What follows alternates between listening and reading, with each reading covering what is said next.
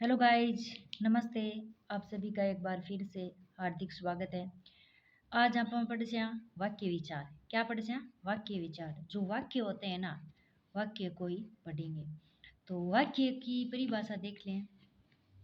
वाक्य की परिभाषा होती है शब्दों के सार्थक समूह को वाक्य कहते हैं, वर्ण के समूह को शब्दों कहते हैं और शब्दों के समूह को वाक्य कहते हैं। क्या कहते हैं? वाक्य की परिभाषा क्या है?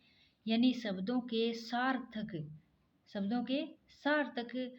समूह को वाक्य कहते हैं।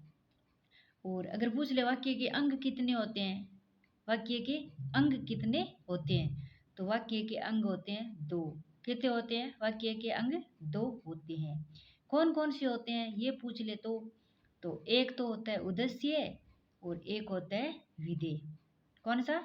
एक होते हैं उद्देश्य और एक होता है विधेय।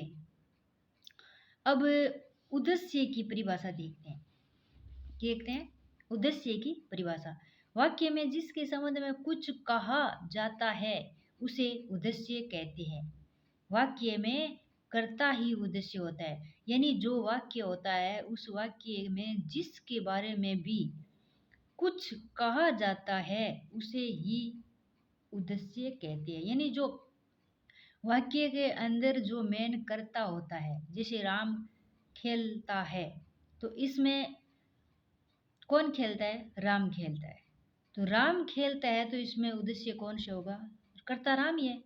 तो राम करता है तो राम ही उद्देश्य होगा। जिस प्रकार से आप देख लेते हैं वाक्य, दादाजी ने पूजा की, तो पूजा किसने की? दादाजी ने। तो दादाजी है इसमें कर्ता।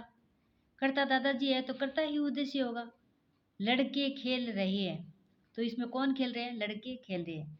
तो कर्ता कौन होगा? उद्देश्य कौन होगा? लड़के होंगे। और दूसरा अंग है विधेय। दूसरा अंग है विधेय। उद्देश्य अर्थात कर्ता के संबंध में वाक्य में जो कुछ भी कहा जाता है वहाँ विधेय होता है, यानी क्रिया को विधेय कहते हैं। यानी कर्ता के संबंध में जो कुछ कहा जाता है, कर्ता के संबंध में, कर्ता तो उद्देश्य हो गया। यानी एक वाक्य है, वाक्य में उदय और विधेय दोनों होना जरूरी है। वाक्य में उदय और विधेय दोनों होना जरूरी है। तो उद्देश्य तो कौन होता है? कर्ता होता है। और विधेय क्या होते हैं? क्रिया होती है। जो कर्ता होता है वो होता है उद्देश्य और जो क्रिया होती है वो होती है विधेय। तो वाक्य में देखो, मोर नाच रहा है, तो मोर तो क्या है इसमें? अगर मोर अपन अंडरलाइन कर दे, मोर है, तो मोर क्या है? मोर तो उद्देश्य। अपन ये पूछ रहे उद्देश्य क्या है, तो इसमें मोर क्या है? उद्देश्य है। और विधेय क्या है? क्रिया विधेय है। क्या है? विधेय है। तो एक सिंपल साधारण वाक्य में एक उदय और विधेय होना जरूरी होता है। जिस प्रकार से बालक दूध पी रहा है, बालक दूध पी रहा है, तो इसमें उद्देश्य कौन सा है? बालक। और पीना, पीना क्या है? क्रिया। तो क्या हो गया? विधेय हो गया। तो वाक्य के अंग तो अपन दो पढ़ लिए। कौन कौन से अंग? अंग तो उद्देश्य और विधेय है। और अगर आपने वाक्य के प्रकार पूछे या भेद पूछे तो वाक्य के भेद 3 प्रकार से होते हैं। अगर पूछ ले वाक्य के भेद 3 प्रकार कौन कौन से हैं? क्रिया के आधार पर, अर्थ के आधार पर और रचना के आधार पर 3 वाक्य के भेद हैं।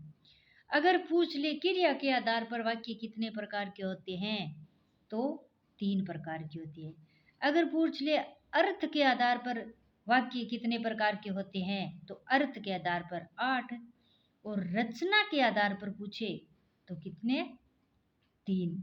जिस प्रकार से अपन सिंपल सी भाषा याद कर लें, क्रिया, क्रिया में 3 शब्द है, 1 2 3, तो 3 प्रकार के। अर्थ, 8 में ए आवे और अर्थ में ए आवे तो 8 हो गई। और रचना का पूछ ले तो रचना में भी 1 2 3 तो 3 है। तो इसके अलग अलग परिभाषा, अलग अलग वाक्य क्रिया के आधार पर, अर्थ के आधार पर, रचना के आधार पर आगे कल फिर मिलेंगे तब पढ़ेंगे। आज यही क्लास को समाप्त करते हैं, लंबी ज़्यादा नहीं खींचते हैं। तो कल अपन एक टॉपिक ले लेते हैं क्रिया के आधार पर। तो क्रिया के आधार पर तीन प्रकार होते हैं, वो तीन प्रकार कल पढ़ेंगे। तब तक के लिए नमस्कार। जय हिंद, जय भारत।